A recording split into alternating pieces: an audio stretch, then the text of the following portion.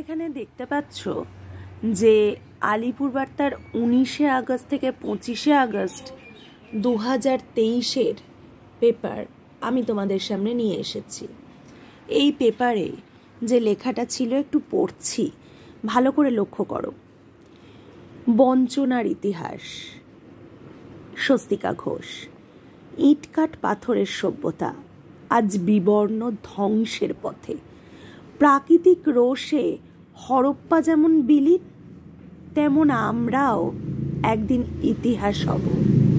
তখন প্রদীপের নিচে আঁধারে যারা থাকে তাদের কথাও পাঠক জানতে পারবে।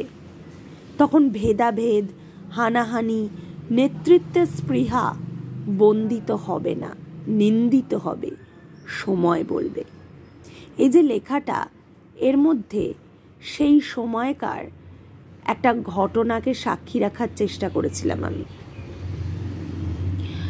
সেই সময়ের একটা সামাজিক প্রেক্ষাপট যেটা আমাকে খুব নাড়িয়ে দিয়ে গিয়েছিল, সেই বিষয়টাকে এখানে আমি লিখেছিলাম।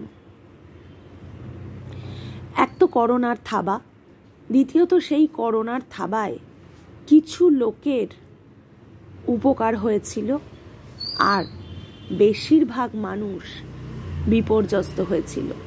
সেই যে কিছু লোক বা কিছু দেশ উপকৃত হয়েছিল, যারা ইচ্ছে করে বা চেষ্টা করেছিল মানব জাতিকে ধ্বংসের মুখে নিয়ে যেতে, সেই সমস্ত মানুষের সভ্যতার ইতিহাসকে এখানে আমি খুঁজে নিয়ে এসেছিলাম।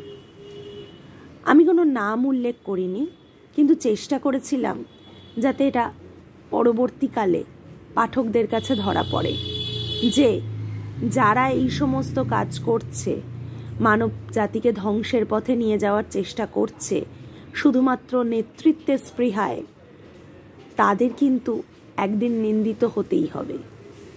এটাই আমার এই লেখাটার উদ্দেশ্য ছিল। তোমাদের যদি ভালো লাগে তাহলে লাইক, শেয়ার, সাবস্ক্রাইব করতে ভুলো না। নমস্কার।